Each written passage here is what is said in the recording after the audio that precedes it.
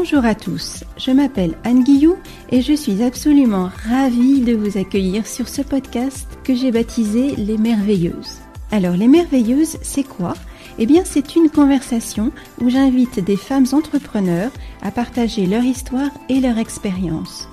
Et mon objectif avec ce podcast, c'est de mettre en avant ces parcours de femmes, ces projets de cœur, avec bien sûr leurs réussites, mais aussi leurs difficultés, afin de montrer qu'avec de la passion, du courage et de la détermination, tout est possible.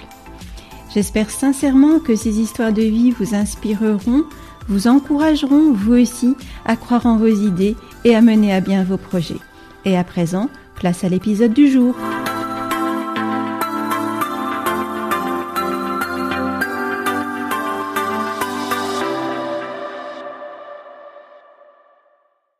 Aujourd'hui, j'ai le plaisir de recevoir Sarah Catoul.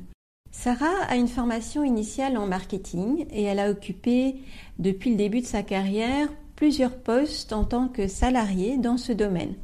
Et elle est aujourd'hui à la tête du marketing digital d'un grand groupe belge d'assurance. Pourtant, Sarah a toujours eu la fibre entrepreneuriale, sans doute inspirée par ses parents qui sont tous deux entrepreneurs.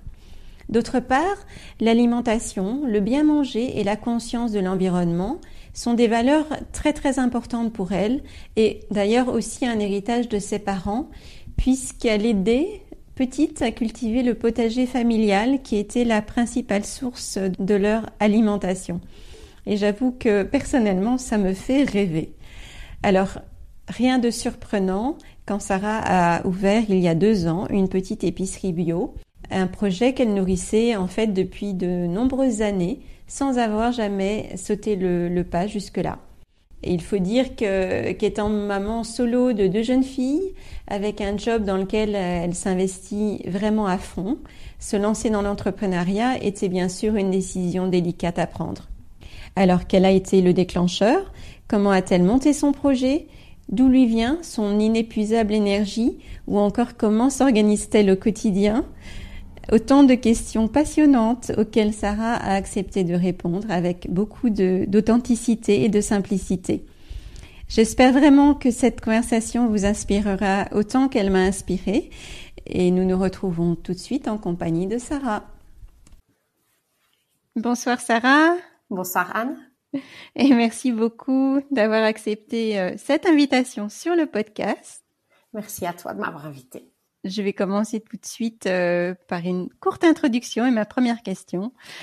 Alors, tu as une très belle carrière dans le monde de l'entreprise et puis tu fais plein de choses à côté, donc ton temps est déjà bien rempli. Et fin 2019, donc il y a presque 2 ans, tu te lances dans l'entrepreneuriat en ouvrant ta petite épicerie bio, dont tu nous diras un petit peu plus. Alors, j'ai coutume de dire que, bien sûr, chacune à notre échelle, nous avons tout un don unique à faire partager au monde. Alors, dis-moi, quel est donc le tien ? Quelles sont les valeurs que tu portes ? Alors, je ne sais pas du tout quel est mon don, encore moins quel est mon don unique, parce que tout simplement, je suis jamais satisfaite, donc me trouver un don, ça va être assez compliqué. Mais je pense que j'ai des valeurs qui sont importantes. J'aime les gens. Je pense être quelqu'un d'authentique et mes valeurs sont avant tout dans le respect.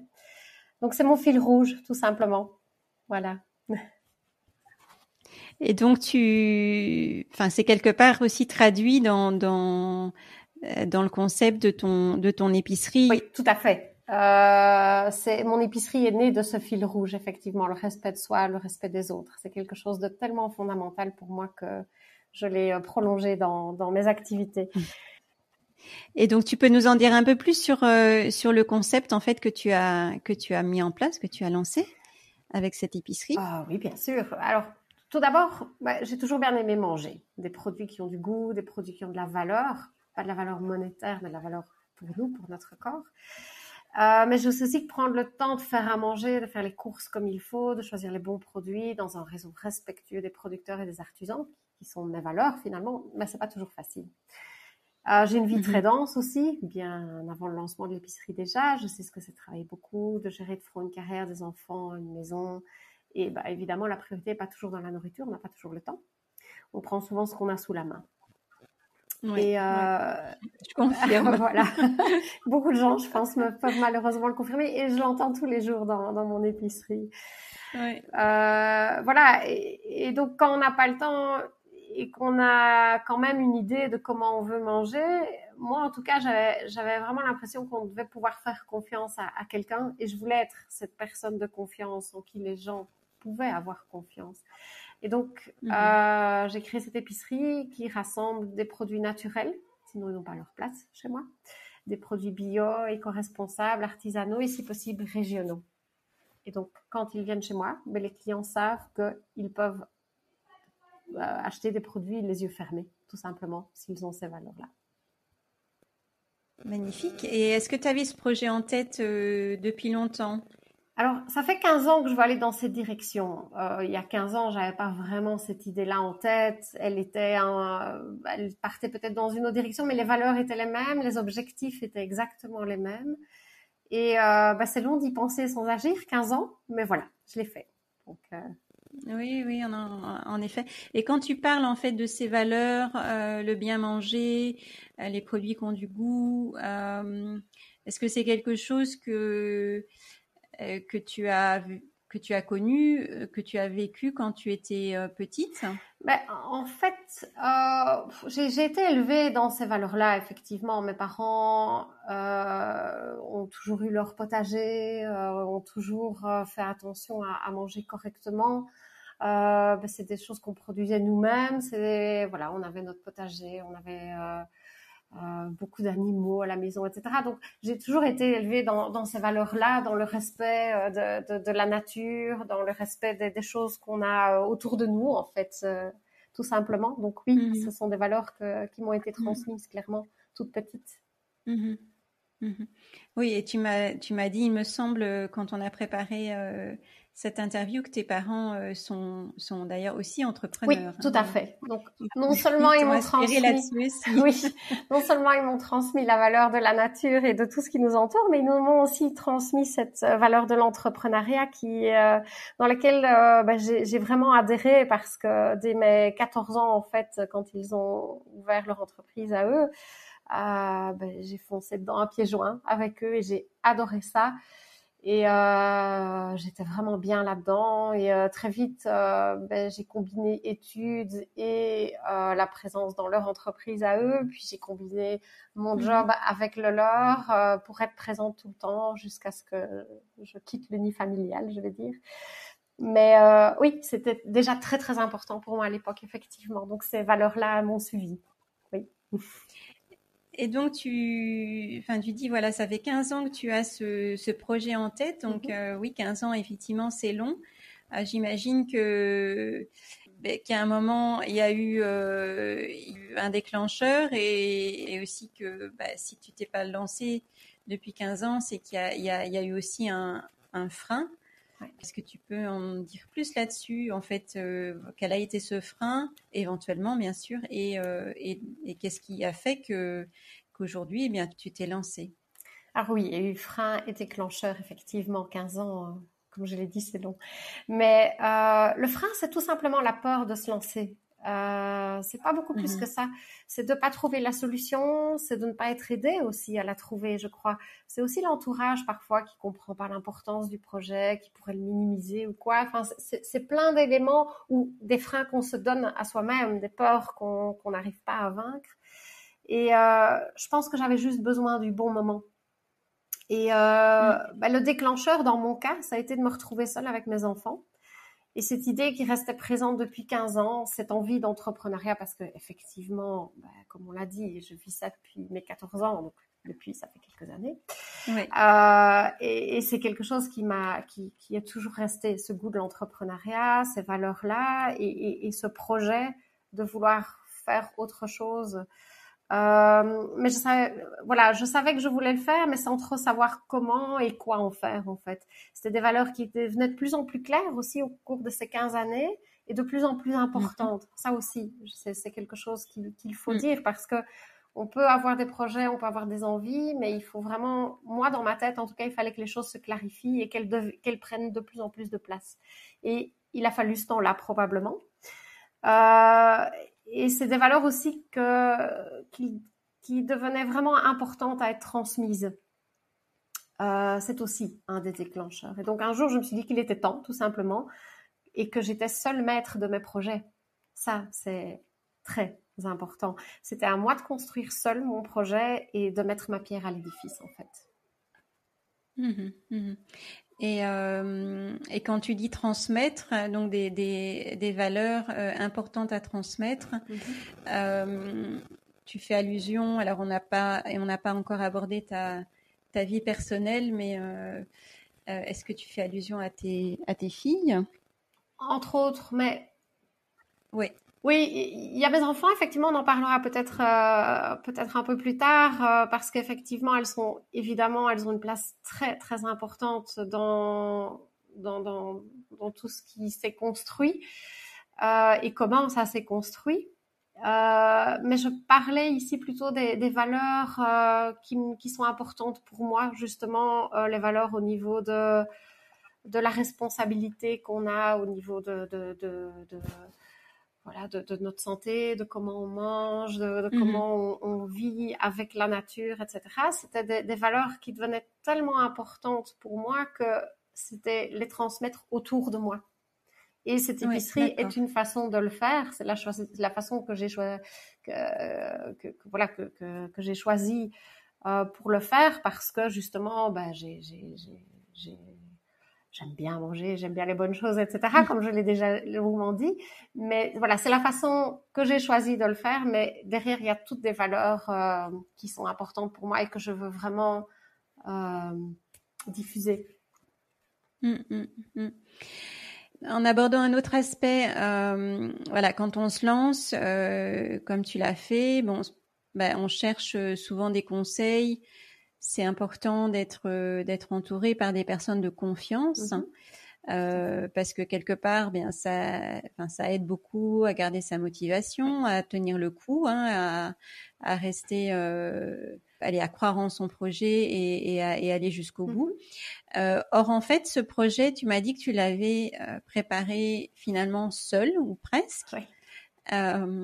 Et en fait, est-ce que tu pourrais expliquer ce choix ou, enfin, ça peut-être pas été un choix d'ailleurs, mais voilà, comment ça s'est passé en fait à ce niveau-là pour toi? C'est vrai que c'est assez contradictoire et je suis d'accord avec tout ce que tu as dit. Il faut être bien entouré pour le faire et en même temps, c'est vrai, j'ai créé ce projet quasiment seule. En fait, et ça vient probablement de mon passé, des 15 ans que j'ai passé à chercher ma voie. En fait, je voulais plus avoir de freins, je voulais pas recevoir de critiques négatives, démotivantes. Je voulais vraiment le réaliser, le projet. Il était vraiment temps pour moi de le lancer. Je sentais que ouais, je vais dire, ça venait de mes tripes, quoi. Il fallait vraiment que je le fasse. Et donc, je voulais pas m'entourer de critiques, tout simplement. Je compare toujours le lancement de mon projet au choix du prénom de mes enfants, en fait, que j'ai jamais voulu dévoiler à la naissance, avant la naissance. C'est une drôle de comparaison, mais c'est la plus évidente qui m'est venue à l'esprit. Ouais, Avant la naissance, en fait, chacun se permet de donner un avis sur un prénom. J'aime bien, j'aime pas, c'est trop vieux, c'est trop par-ci, par-là, enfin bon, peu importe. Et quand on donne un prénom après la naissance, c'est un fait. C'est le prénom de l'enfant, c'est ainsi, et les gens l'entourage va moins se permettre de donner son avis. Et en tout cas ouvertement. Et en fait, c'était vraiment mon sentiment de, mais une fois que mon projet sera là, les gens vont devoir l'accepter parce que c'est mon choix. Et c'est peut-être pas la bonne façon de faire, j'en sais rien. En tout cas, c'était la mienne. Et il y a en fait une seule personne de confiance qui était au courant dès le tout début du projet, puis plusieurs personnes après ont été mises au courant. J'en ai parlé un peu plus à l'approche du lancement parce qu'il fallait vraiment aussi que je partage des idées et que j'ai d'autres avis et que ce soit constructif. C'était aussi une force d'avoir ces personnes autour de moi en fait. Mais je pense qu'il faut vraiment bien les choisir et savoir ce sur quoi on a besoin d'un échange et ce sur quoi on n'a pas besoin d'en avoir parce que ça, c'est nos convictions personnelles et parfois, il faut aussi avoir cette force de les garder. Oui. Donc, bien s'entourer. Oui, bien ça, s'entourer. Oui, voilà, tout à fait. Ouais. très important. Alors, je vais passer une question plus pratique, en fait, parce que bon, tu as ton job, hein, le job de salarié que tu as conservé en parallèle à ta mission ou ton activité d'entrepreneur. Tout à fait. Et je peux facilement m'imaginer que combiner tout ça et en toujours garder ce souci de donner le meilleur de toi-même, eh bien, ça doit demander une organisation bien huilée. Alors, est-ce que tu pourrais nous expliquer ou nous décrire en quelques mots comment tu t'organises? Alors, tu prends une journée, une semaine, voilà, à toi de voir. Semaine type, ça va être très difficile à expliquer, mais je vais plutôt parler de la façon avec laquelle je m'organise parce que je pense que c'est ça la clé. Enfin, pour moi, en tout cas, c'est ça la clé. En fait, j'ai tout organisé autour de mes obligations. D'abord, mon job principal, les activités des enfants, les délais pour les commandes pour mon épicerie. Ce sont des choses qui sont assez fixes et que je ne peux pas bouger dans le temps. Et donc, à partir de là, il me reste du temps à organiser. Et je fais en fonction des heures, les heures d'ouverture de l'épicerie, les moments où je prépare les commandes, les moments où je les amène à la poste pour les envoyer, des choses comme ça, sont toutes gérées en fonction du temps qui me reste après avoir utilisé le temps pour mon job, les activités et les délais des commandes, etc. Toutes les choses impératives à faire à temps et à heure. Et autre chose, c'est que en fait, pour moi, c'est très important de bien séparer les moments. Mes deux jobs ne peuvent vraiment pas entrer en concurrence dans ma tête. Donc, je sépare bien mes activités. Lorsque je travaille pour mon employeur, je ne peux pas penser à l'épicerie. Et lorsque je suis à l'épicerie, je dois vraiment me concentrer sur l'épicerie aussi. Donc, c'est fondamental, sinon, ça ne peut pas fonctionner. Donc, il faut vraiment pouvoir se dire, ce temps-là est consacré à telle tâche, cet autre temps-là est consacré à une autre tâche, et bien scinder les idées, les moments, etc. Alors oui, je travaille 7 jours sur 7, je travaille au minimum 15 heures sur 24, je sais pas, je compte pas en fait, et heureusement que je compte pas, je crois. Mais honnêtement, oui, ça demande une organisation bien huilée, mais je regrette rien parce que c'est passionnant. Et on y a fait allusion rapidement, mais donc tu as deux filles, une adolescente, je pense, et une un petit peu plus petite, et elles t'aident donc beaucoup au quotidien. Et j'imagine aussi que tout ça les inspire. Donc, qu'est-ce qu'elles pensent du projet de leur maman, penses-tu? Ah oui, alors je ne peux que penser ce qu'elles pensent. Ah oui. Alors d'abord, je dois dire qu'elles sont absolument admirables. Je suis très fière de mes enfants. Elles ont effectivement 10 et 16 ans, donc c'est des âges... voilà, et ça aussi, je dois l'avouer, ça a aussi facilité la décision de lancer mon projet à 10 et 16 ans. Donc elles avaient à l'époque 8 et 14 ans. C'est plus facile de le lancer que quand on a des petits bouts de 4 et 6 ans. Oui. Donc voilà, ça a aussi, l'âge de mes enfants a aussi fait que c'était plus le bon moment qu'il y a quelques années. Je dois aussi le dire. Pour revenir à l'impression qu'elles peuvent avoir, j'ose penser qu'elles sont fières de leur maman, mais en tout cas, quand je les vois, je pense qu'elles le sont. Et pour moi, ce qui est important, c'est qu'elles savent qu'entreprendre, avoir son projet, être indépendante, est vraiment une liberté fondamentale et qu'elles peuvent vraiment s'enrichir de ça.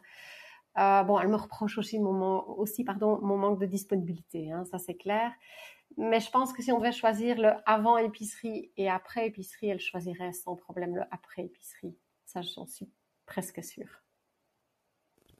Aurais-tu une petite anecdote à nous raconter de tes filles qui gèrent les magasins toutes seules? J'en ai plein.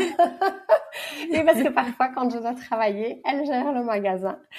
Et il y a pas très longtemps, j'ai un client qui est venu. Bon, d'abord, il y en a plein d'anecdotes, c'est trop mignon, surtout avec la petite de 10 ans, parce que celle de 16 ans, elle gère, hein, ça, il n'y a pas de problème, elle gère, c'est carré, c'est voilà, à son image.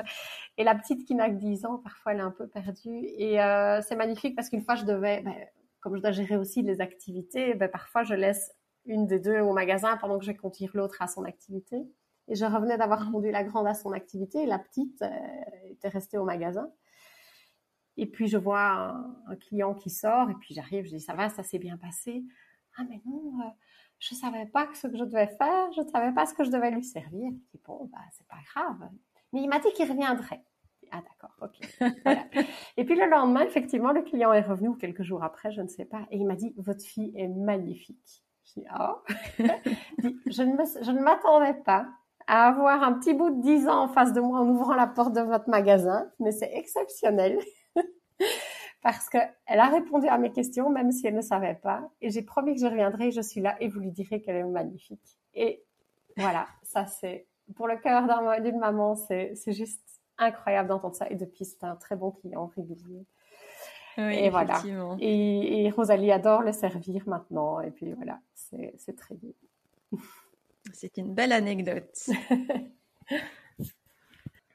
Alors, une autre question, en fait, il y a beaucoup de femmes comme toi qui sont salariées, qui ont un projet, mais qui quand même, soit par goût, soit parce qu'il y a le côté financier à assurer, souhaitent garder leur job de salarié tout en éventuellement lancer sur leur projet. Et donc, elles hésitent à franchir le pas, parce que c'est quand même pas facile. C'est gratifiant, mais c'est difficile, donc par peur de ne pas s'en sortir. Et donc, quels sont toi étant dans la même situation, quels sont les conseils que tu pourrais leur donner? Il y a beaucoup de conseils, je pense, mais je pense que d'abord, c'est de bien penser son projet. Vraiment, penser le projet, écrire un business plan, détailler la mission, la vision qu'on a, réfléchir à tout, ou presque, parce qu'on ne peut pas penser à tout, et heureusement qu'on ne peut pas penser à tout. Il faut se lancer lorsqu'on sent que le projet est suffisamment mûr et a de la valeur, en fait, pour soi. Il faut trouver une solution au point négatif, au risque qu'on ne peut pas ou qu'on ne veut pas prendre. Pour moi, il faut vraiment établir une liste, trouver une alternative positive à chaque point qui semble être un risque, et il faut vraiment toujours faire cette liste. Il faut organiser le projet en fonction de ses impératifs. Il faut être conscient des limites qu'on se fixe, et puis on les dépassera après. En temps voulu, on se dira qu'il est temps de dépasser ces limites qu'on s'était fixées, et il faut vraiment le faire. On n'est pas entrepreneur pour rien. Mais il faut aussi savoir qu'on ne contrôle pas tout, mais tant pis, parce que ça vaut le coup d'entreprendre, vraiment. Et donc, je reviens sur un point qu'on a noté tout à l'heure. Il faut s'entourer des bonnes personnes, et surtout des personnes compétentes. Et si on ne se sent pas apte à réaliser un de ces points, écrire un business plan, écrire une mission, lister les points sur lesquels on pense prendre des risques, eh bien, on se fait aider. Parce que c'est important, je pense, avant de démarrer, d'avoir une vision claire d'où on va, même si c'est une première étape et qu'il y en aura d'autres après. Je pense que c'est vraiment important d'avoir les idées claires pour être serein en démarrant l'activité et se dire qu'on est conscient de ce qu'on fait, tout simplement. Merci pour ces conseils. Et bon, on l'a déjà évoqué, ça a été un parcours quand même probablement assez difficile, surtout que tu l'as fait majoritairement seule. Est-ce que tu pourrais nous parler d'un moment où tu te dis, ça a été vraiment dur dans cette aventure, et comment tu as surmonté ce moment, cette difficulté? Alors moi, je dirais que ce sont des doutes au quotidien. J'ai pas vraiment une expérience à raconter comme ça spécifiquement. Ce sont des doutes au quotidien, surtout quand on n'a pas vraiment de personnes à ses côtés pour discuter des problèmes à résoudre, des étapes à franchir, pour nous aider dans l'organisation du quotidien. Même si, je le rappelle, mes enfants m'aident énormément, et sans elles, honnêtement, je suis pas sûre que j'y arriverais. Donc, j'ai pas d'exemple précis. Mais je suis aussi quelqu'un d'assez créatif et très cartésien en même temps. Donc, je me pose beaucoup avant de prendre des décisions difficiles, en fait, et ça m'aide énormément. Et finalement, je me rends compte qu'en réfléchissant à ça, je me rends compte que les moments les plus difficiles sont plutôt liés à l'environnement dans lequel on vit, l'industrie alimentaire qu'on nous impose, un environnement que j'essaie de combattre par mon engagement. Et c'est plutôt ça mon problème, plutôt que les doutes du quotidien, même si ils sont présents, et je dois faire avec, et je dois les solutionner au jour le jour. Mais c'est mes valeurs qui sont plus touchées, je vais dire. Et si on prend le côté inverse, alors, est-ce qu'il y a des moments qui ont été vraiment particulièrement heureux, exaltants, où tu te dis, bah voilà, toutes les planètes sont alignées, c'est génial, rien ne peut m'arrêter. Ah oui, heureusement, et elle contrebalance tous les moments difficiles, tous, à une vitesse incroyable. Heureusement, les moments de bonheur, il y en a tellement, et vraiment, c'est très difficile aussi de les citer. Je parle de mes enfants, mais voilà, vous sentez que j'aime énormément mes enfants et elles sont très importantes dans ma vie. Mais voilà, quand je les vois gérer le magasin, quand je les entends parler des produits aux clients aussi, ça veut dire qu'elles ont intégré complètement les valeurs. Quand je lis des avis positifs sur l'épicerie, sur Google ou peu importe, que je vois un client qui me fait confiance, qu'il y a un nouveau partenariat qui se crée, à chaque commande que je reçois, que je dois envoyer, que je dois préparer, quand je dois réaménager l'épicerie, peu importe. En fait, c'est tout le projet entier qui me donne tellement de bonheur. Il faut pas grand-chose en fait pour contrebalancer ces petits doutes-là, ce qui fait que je continue et que je continuerai. En fait, je me sens vraiment entrepreneur maintenant et c'est vraiment enivrant. Et voilà, quand tu as des moments de doute, tu dis oui, il y a des moments qui sont difficiles au quotidien en fait. Comment tu fais? Enfin, tu te dis oui, je me pose pour prendre des décisions avant de prendre des décisions difficiles. Et voilà, est-ce que tu as quelque chose à quoi tu as recours pour te ressourcer, trouver de l'inspiration? En fait, quand j'ai un moment compliqué, quand j'ai un moment de doute, c'est comme dans mon job principal. Je me pose, je me vide complètement la tête et je pose le problème, je le mets sur papier, je le structure dans ma tête, je structure mes pensées et je place toujours une solution à côté du problème. C'est vraiment ma façon de faire à moi. Alors d'autres auront d'autres façons. Moi, c'est ma façon de faire. Je dois vraiment, voilà ce qui se passe, voilà comment je peux le résoudre et je choisis une option. Parfois ça marche, parfois c'est un coup dans l'eau, hein, ça arrive aussi. Mais et puis surtout si c'est un élément contre lequel je ne peux pas agir, je l'accepte et je m'adapte. Mais j'essaie d'être très pragmatique. Ça, c'est mon côté cartésien qui reprend le dessus. Et aussi créatif, hein, pour trouver des créatif. Solutions. Voilà, il faut trouver les solutions à côté, effectivement, les deux. Et est-ce qu'il y a déjà, donc après 2 ans d'activité, est-ce qu'il y a déjà des enseignements que tu peux tirer de cette expérience? Ah oui, plein. Être entrepreneur, en fait, pour moi, c'est être créatif, c'est oser, parfois avec mesure. C'est tout le temps sortir de sa zone de confort, tout le temps. C'est créer des liens aussi, rencontrer d'autres entrepreneurs. Je trouve ça fondamental. Il faut vraiment le faire. C'est un milieu à part et je pense surtout pour une femme entrepreneur, c'est d'autant plus important de s'entourer et de créer des liens. Ça, c'est un grand apprentissage pour moi, vraiment. Et voilà, aujourd'hui, donc après 2 ans, comment tu envisages l'avenir? Quel projet tu as pour ton entreprise aujourd'hui? Alors l'avenir, je sais pas. Honnêtement, j'ai pas vraiment d'objectif. Je choisis en général un chemin quand il se présente à moi. Ce que je sais, c'est que je n'ai vraiment pas envie que le financier dépasse mes valeurs. Je suis entrepreneur, mais je veux pas l'être à n'importe quel prix.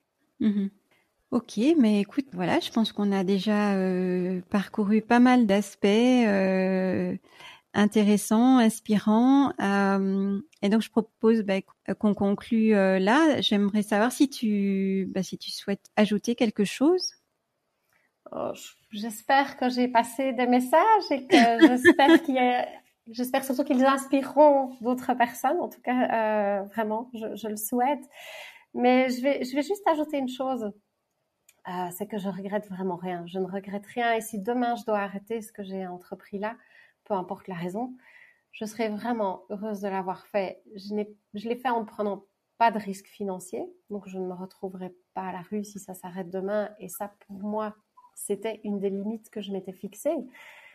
Mais demain, je sais que si ça s'arrête, j'arrêterai pas là. J'ai une telle force maintenant avec tout ce que j'ai fait en 2 ans. J'ai la force d'aller plus loin, une force que je pense que je n'aurais jamais eu avant. Donc, je la souhaite à tous ceux qui veulent vraiment entreprendre et qui veulent se lancer là-dedans. C'est, vraiment, je regrette pas et il faut le faire. Une aventure difficile, mais vraiment exaltante. Ah oui, complètement. Super. Et c'est parce que c'est difficile aussi que ça l'est. Oui. Merci Sarah. Merci Anne. Et dis-moi, où est-ce qu'on peut aller visiter ton épicerie ?